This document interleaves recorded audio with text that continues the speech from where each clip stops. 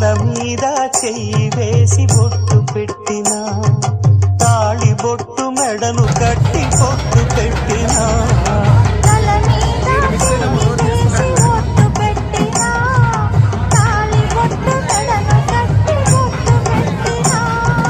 సన్ని కళ్ళు తొక్కినా సప్త పదులు మెట్టినా,